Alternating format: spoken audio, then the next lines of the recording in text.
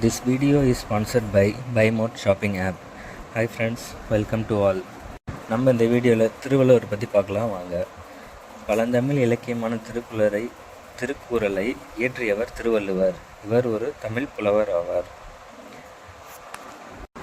கடை சங்ககால புலவரான இவர் பொ.உ.மு 400க்கும் பொ.உ 100க்கும் இடைப்பட்ட காலத்தில் வாழ்ந்தார் என கருதப்படுகிறது. தமிழ்நாடு அரசு இவர் பிறந்த ஆண்டான பொ.உ.மு 31 அறிவித்து அதன் அடிப்படையில் திருவள்ளுவர் ஆண்டை கணக்கிடுகிறது. திருவள்ளுவர் திருக்குறளை தமிழ் சங்கத்தின் அரங்கேற்றம் செய்ய மிகவும் சிரமப்பட்டதாகவும் முடிவில் ஔவையாரின் துணையோடு மதுரையில் அரங்கேற்றியதாகவும் நம்பப்படுகிறது. சங்ககால புலவரான ஔவையார், அதியமான் மற்றும் பரணர் மூவரும் சங்ககாலத்தவராக இருக்கலாம் என்ற கருத்து உள்ளது. இதன் மூலம் சங்ககால புலவர் மூவரான முதல் திருவள்ளுவரை பற்றி செய்திகளை தருகிறார். மாமூலனருக்கு முன்பே ஔவையார் என்று பெயருடைய மற்றொரு புலவர் இருந்திருக்கலாம் என்று தெரிய வருகிறது. மாமூலனர் பொ.உ.மு 4ஆம் நூற்றாண்டு செய்திகளை கூறியதாய் திருவள்ளுவர் பொ.உ.மு 5ஆம் நூற்றாண்டு முற்பட்டவராக இருக்க வேண்டும். ஆனாலும் மாமூலனார் பாடல் இடம்பெற்றுள்ள திருவள்ளுவ மாலை தொகுக்கப்பட்ட காலம் பொ.உ 11ஆம் நூற்றாண்டு. மிகவும் பிந்தைய என்பதால் சங்ககால மாமூலனர் திருவள்ளுவ மாலையில் இடம்பெறும் மாமூலனரும் ஒருவர் அல்லர் என்றும் கருத்து நிலவுகிறது. திருவள்ளுவர் அனைத்து தமிழர்களாலும் அறிந்து போற்றப்படுபவராக தமிழர்களின் பண்பாட்டு செறிவின் அடையாளமாகவும் திகழ்கிறார். திருவள்ளுவரது இயற்பெயர், வாழ்ந்த ஊர், இடம் உறுதியாக தெரியவில்லை. எனினும் அவர் பொ.உ.மு 1 நூற்றாண்டில் தற்போதைய சென்னை நகரில் உள்ள மயிலாப்பூரில் வாழ்ந்து வந்தார் என்று தமிழக அரசு அறிவித்துள்ளது. கிறிஸ்து பிறப்பிற்கு 31 ஆண்டுகளுக்கு முன் திருவள்ளுவர் பிறந்ததாக கூறப்படுகிறது. ஆங்கில ஆண்டுடன் 31 கூட்டினால் திருவள்ளுவர் ஆண்டு கிடைக்கும். காவிரிப்பாக்கம் அருகே வாழ்ந்து வந்த மார்கசெயன் என்பவர் அவரது கவித்திறன் கண்டு அவரது புதல்வியான வாசுகியை வள்ளுவருக்கு மனம் முடித்து தர அறியப்படுகிறது. ராசமாணிக்கனார் தன் கால ஆராய்ச்சி நூலில் பல்வேறு சான்றுகள் மூலம் மணிமேகலை எழுதப்பட்ட காலம் பொ.உ 2ஆம் நூற்றாண்டுக்கு முன்பு என்கிறார். சில ஆராய்ச்சியாளர்கள் கருத்துக்களை தக்க சான்றுகளுடன் மற்றும் மருத்துவம் கூறியுள்ளனர். சிலப்பதிகாரம், மணிமேகலையும் வெவ்வேறு காலங்களில் எழுதப்பட்டவை என்று ஆராய்ச்சியாளர்கள் முன்வைக்கின்றனர்.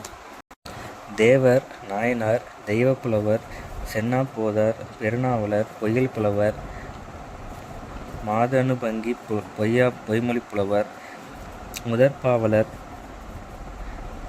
என்பதை இவருக்குரிய வேறு பெயர்களாகும். பல புலவர்கள் இணைந்து தொகுத்த திருவள்ளுவ மாலை என்னும் நூலில் மூலமாக இதன் சிறப்பை அறியலாம். இவரை திருவள்ளுவன் தன்னை உலகினுக்கே தந்து வான்புகழ கொண்ட தமிழ்நாடு என பாரதியாரும், வள்ளுவனை பெற்றதே புகழ் வையகமே என பாரதிதாசனும் புகழ்ந்து பாடியுள்ளனர்.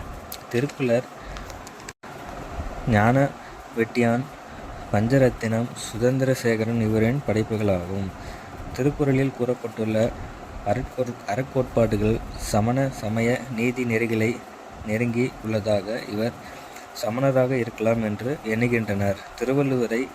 திருவள்ளுவ நாயனார் என்னும் திருக்குறளை சைவ நூல் என்றும் சைவ சமயத்தினர் கூறுகிறார்கள். திருவள்ளுவர் மயிலாப்பூரில் பிறந்த இடம் மயிலாப்பூர். திருவள்ளுவர் கோயில் என்பது கட்டப்பட்டுள்ளது. இக்கோயிலில் புகழ்பெற்ற முண்டக கன்னியம்மன் கோயில் அருகே அமைந்துள்ளது. கவிஞர் பாரதிதாசனும் திராவிடர் கழகத்தைச் சேர்ந்த ராமன் செல்வனும் ஓவியரும் வேணுகோபால் சர்மாவை சந்தித்து திருவள்ளுவர் படத்தை உருவாக்க திட்டமிட்டனர். இவர் வரைந்த படத்தை காமராஜர், அண்ணாதுரை, கருணாநிதி, நெடுஞ்செழியன் உள்ளிட்ட பல தலைவர்கள் பார்வையிட்டு பாராட்டி சென்றனர். 1960இல் அண்ணாதுரையால் காங்கிரஸ் மைதானத்தில் வெளியிடப்பட்டது. அண்ணாதுரை வேணுகோபால் சர்மாவுக்கு ஓவிய பெருந்தகை என்னும் பட்டமளித்தார். இதே படம் இந்திய அரசால் அஞ்சல் தலையாக வெளியிடப்பட்டது.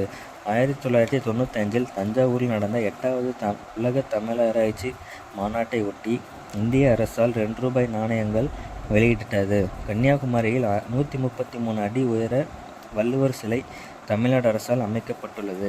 சென்னையில் வள்ளுவர் கோட்டம் என்ற நினைவிடம் 1973ஆம் ஆண்டு அமைக்கப்பட்டது. திருக்குறளின் 1330 குறள்களும் இங்குள்ள குறள் மண்டபத்தில் அமைக்கப்பட்டுள்ளது. திருவாரூர் கோயில் தேர் போன்ற தோற்றமுடைய நினைவு சின்னமும் உள்ளது. 1960இல் இந்திய அரசு திருவள்ளுவரின் நினைவாக தபால் தலை வெளியிட்டது. என்ன ஃப்ரெண்ட்ஸ், இந்த வீடியோவில் நம்ம திருவள்ளுவரை பற்றி தெரிஞ்சுக்கிட்டோம். நெக்ஸ்ட் வீக் வேறு ஒரு தலைவரை பற்றி பார்க்கலாம். தேங்க்ஸ் ஃபார் வாட்சிங்.